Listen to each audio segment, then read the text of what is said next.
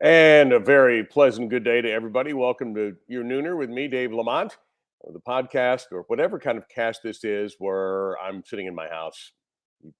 There's front door back there. Cats and dogs living together, and they may pop up at any time. Let me at least get the move so I can get that silly. There it is, out the way. That looks kind of sloppy, even for me.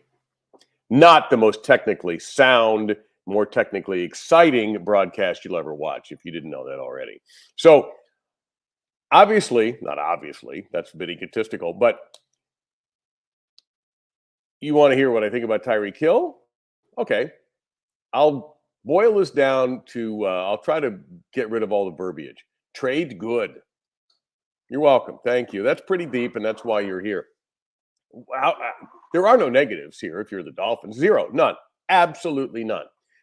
Even people who are trying to be negative and of course throw everything on Tua now should at least realize that if you didn't know much about him for the first 2 years or year and a half or whatever he actually played, well, if he can stay upright, he ought to be a pretty good quarterback now, don't you think? Now, the staying upright part has been difficult, but look what they did. They got a wise backup in Teddy Bridgewater. I don't think he's any more a true number one quarterback. He won't hurt you, but he didn't superstar for Denver last year. But Denver doesn't have, or didn't have, and still doesn't have the kind of toys that Teddy Bridgewater and Tua and whomever else you get to play quarterback are going to have. Toys everywhere. You've got two incredibly fast receivers. So if you double Tyreek Hill, then you have to put somebody one on one with Jalen Waddle. And if that guy's not fast, then Waddle will just beat him deep all day. This opens things up for Mike Gesicki, who's didn't really have a great year last year. Trust me, I had him in fantasy. He did not have a great year last year. And if you can get a running game, great. For the first time since Ricky Williams, and I don't know if you've ever heard me use this term before, the Dolphins have what I like to call an oh shit player. Pardon my language. But that's what I mean. The player that, or a player, when a defensive staff sits down and reviews, they go, oh shit, we got to deal with this guy. Well, it's obvious now who that is.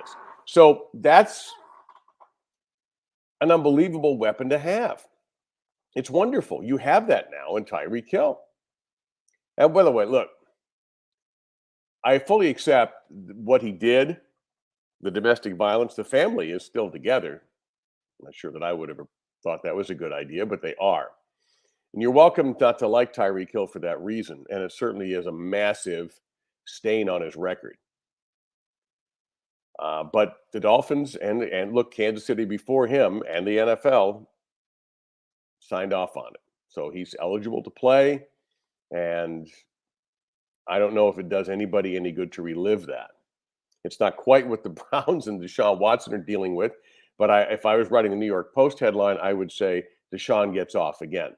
Thank you. Good night, everybody. He's now the indictors are 0 for 2 against Watson, so he's going to play. Civil suit won't make any difference, and I do believe, and I do watch a lot of Perry Mason, but civil suits, the burden of proof is a little bit different than it is in a criminal proceeding. Am I not right? Because that's why OJ got drilled in the civil suit and remarkably was found innocent in the trial. Back to the Dolphins. Again, now Buffalo and the Dolphins have set themselves away. Buffalo was all by themselves. Then the Dolphins short a second. And then a fading New England third. And then the Jets. And by the way, didn't you kind of chuckle when you saw the reports the Jets and the Dolphins were in contention? Come on now. This isn't a New York versus Miami, which is better to be in kind of thing. This is which franchise is better. And for all of the crap that's gone on with Brian Flores and the Dolphins and the embarrassment of those charges and the tanking and all of that, boy, has that been wiped away. You talk about a distraction. That's a better distraction than Conway Twitty on Family Guy. Look it up. So there are no negatives. And for the Tua haters out there, this is your ultimate referendum. He will have more great players to throw to than he's ever had in his short tenure. And if it doesn't work, then there's a common denominator. It seems very simple to me. So Dolphin Buffalo games ought to be, as the kids like to say, lit. And yeah, it'd be interesting down here. And it's getting interesting down here. It's getting interesting down here with the Panthers making a huge trade and absolutely being a Stanley Cup contender. It is interesting down here with the battling Miami Heat going at it. That bench thing, by the way, don't read too much into that. The battling bench at the arena the other night, don't overread that. Now, I put that video up on Facebook and it didn't get a lot of reaction. And I'm not surprised by that. And I'm not surprised that this kind of thing happens. Sometimes these disputes that go on behind the scenes occasionally at teams will uh, spill over into the public. I'm texting my wife here. This is rude, I know. But I had to tell her something, which was don't call me right now. No, it's just a matter of this happens. We saw it. Yeah, it doesn't look great when your head coach is threatening to fight his star player. It doesn't look great when your 15th man is threatening to fight your star player. But that's okay. I don't think it's going to have an adverse effect on this team. I don't. It looks bad. But there have been teams all throughout sports history that have fought each other and have gone through it. The 70s era Yankees, the Bronx Zoo, it's called back then, is the perfect example of that. A bunch of really talented guys, a complete lunatic as a manager who had a heavy drinking problem, which is not the case for Eric Spoelstra. Not. But they won. So I don't know. They play tonight. I would expect them to win the game. And this kind of thing gets forgotten about. It does. I think it does. Now, if they continue to struggle like they have been, then that fight might be a symptom of something more serious. But I don't think the struggles are caused by internal difficulties. How about just crappy basketball? The Victor Oladipo thing, it's okay, but they were doing okay without him, I hate to say. Not that I'm hanging everything on him, because that's ridiculous. Still a playoff team, still a team that knows how to win, still a team that's extremely well coached. And once you get to the playoffs and you focus on one opponent for a series, Eric Spoelstra is a tough guy to beat. He does get beat, but doesn't make it easy. So let's just see what happens. I would not go nutballs over that incident. It's not a pretty thing. It was fun to look at in a way, kind of like peeking. That's why we like reality TV, right? Even though it's reality TV is all edited, and sports is the ultimate reality TV. But it was nothing, really. I swear it was nothing. The title of this is The Biggest Stories Depend on Where You Live. Now, in South Florida, the biggest thing going right now, even over the University of Miami in the Sweet 16, and by the way, I like the Canes tonight. I don't expect a high-scoring game. I think this is a game. Now, one of the big cliches in college basketball in the tournament is that the guards decide the game. Your best point guard play, your experienced point guard play makes a big difference. And I don't disagree with that. Miami and Iowa State, this is probably going to be an oversimplification, but if Miami continues to not turn the ball over, as they did in their first two games, then they'll win the game. Iowa State's a pretty good defensive team. Strangely enough, most Big 12 football teams are terrible defensively, and almost every Big 12 basketball team is vicious defensively. I actually thought Texas Tech was going to win that game last night, but Duke has played very well at the end of games. They did it against Michigan State, and they did it last night against Texas Tech. And I think they're going to give Arkansas a load. Oh, we have to talk about Gonzaga. But let me put a pin in that for a moment. So Miami basketball Hurricanes, I think, will win tonight. I think that's probably going to be it for them. Also, not surprised about Houston. Not surprised about Houston. Houston doesn't ever back down from a fight. Ever. They'll frequently start them. And I'm speaking figuratively, not literally. So I didn't think that Arizona's size was going to cause a problem for them, and it did not. In fact, Arizona looked clumsy. Why? Because Houston plays great defense. And it's interesting. It seems there's a trend in college basketball toward hard defenses. And again, being a Texas guy with my son on the staff, Texas Tech, Baylor's tough defensively, Iowa State's tough defensively. We're looking at Houston, not in the Big 12, but the top team in the American Conference, very tough defensively. They attack, they attack, they attack, they attack your bigs. So that's the other thing. Houston loves to attack big people. And that's what Arizona has got plenty of. Lots of big people. So that game didn't surprise me. And it didn't surprise me that Gonzaga lost. And I say that with no joy in my heart. None. I don't do brackets anymore. And this is why. Why do I want to go through that ego busting exercise when I have ego busting that goes on in my life every damn day?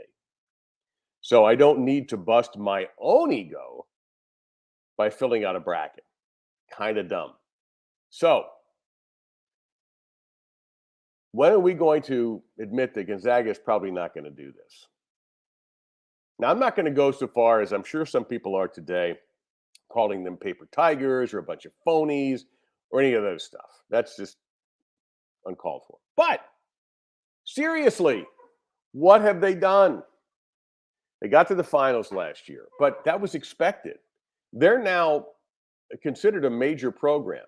We're not doing this. Oh, they play in this wacky time zone called the West, and they no one's ever heard bull crap. No one's ever heard of them. They're perennial in the NCAA tournament,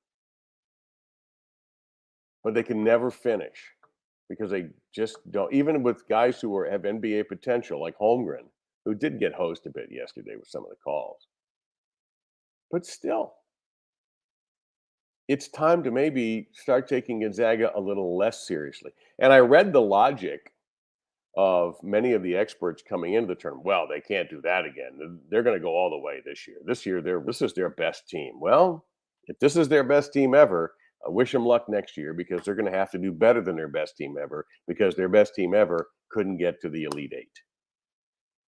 It's still a hell of an accomplishment for anybody to get to the Sweet 16, regardless of what your name is.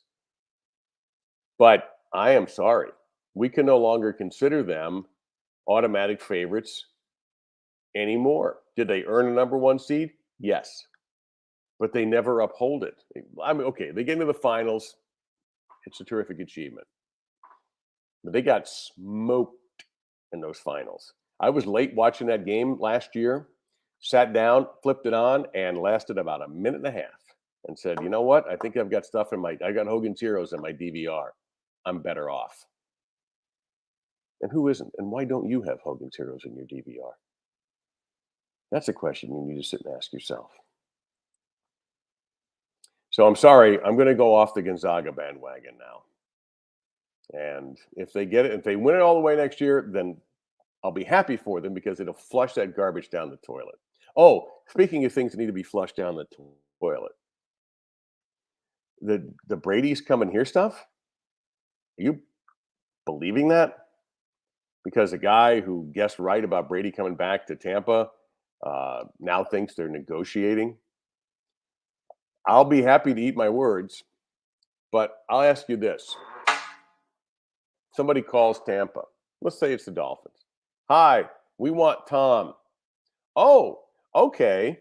Well, give us Tyreek Hill and give us some number one draft choices. I guess we'll take your quarterback, although we probably won't play him. And I don't know. We'll think of some other things. Huh? You're not going to get equal value if you trade Tom Brady. And the Bucs just had several people come back because he came back. Their starting center, Leonard Fournette, who has emerged as a very solid overall running back, pass catcher, in addition to a good runner. Are you nuts? If that happens, then something's been in the works for a while. Much like the Tyreek Hill thing was not just something that happened overnight. It happened. Boom. No, it didn't happen. Boom. It took like a week. When it was obvious that Kansas City figured out, "Oh, crap, we can't pay this guy," and he goes, "Hey, I want to go back to Miami." I'm sorry, I'm just not buying the Brady stuff. I'm just not. You really have to show me that one before I would step into it. But the reason I called this thing the biggest story is where you live. Because what have I talked about? Primarily all South Florida stuff today, which is where I live, if you didn't know that. So, yeah, that's the biggest thing going on. The NCAA tournament has a South Florida team in it. Uh, Always love the football fans who almost never pay attention to basketball at their school. I'll give you a good example. Last night I happened to, or other sports. My wife is at the NCAA men's swimming championships. She wisely skipped on the women's championships. Been a lot of talk about that, as I'm sure you know. And I happened to be at a gathering last night with a bunch of friends, all of whom are University of Florida folks who love their Gator football. And she texts me, "Hey, tell your buddies that the Gators won the NCAA championship in the 200 relay for the men." I mentioned that. Hmm, That was the reaction. Football fans of a college who end up having another good, like a baseball team that's really good, or a tennis team or something. It's like, yeah, okay. We have a basketball team. We do. Oh, are they any good? Oh, good. Okay. Pick it up, people. Now, is outside of the United States, you know what the biggest story probably is? Italy has missed the World Cup for the second straight time. What that noise you hear in the background, by the way, is my dog tearing apart something with plastic. So it's probably going to be time to wrap things up. But yeah, as you know, North Macedonia beat them 1-0 in stoppage time. And if I have to explain that sentence to you, you might want to get off the show a little early. Italy, they've won this thing before. A soccer country, like we're a pro football country. Italy, fun place to visit.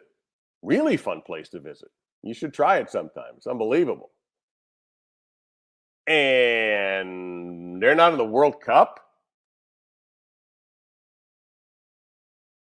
You want to listen? I don't know if they have sports talk radio in Italy. They're probably too smart for that. But could you imagine the sports talk radio in Italy today? I'm not going to do some insultingly bad Italian accent, and I can't speak Italian, so I can't speak Italian to Michael. I'm going to speak to Michael in Italian. I think it's the right line. But that's the big story over there. Just depends on where you live.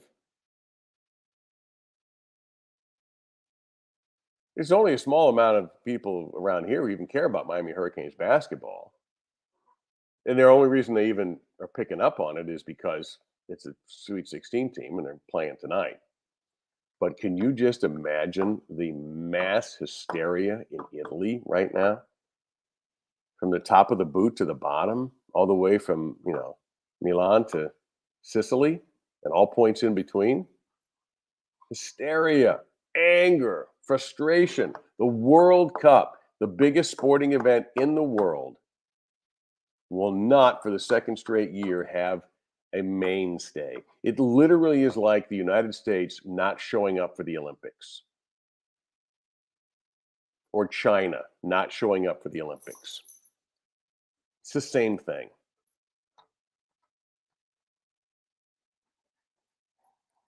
Mind-boggling.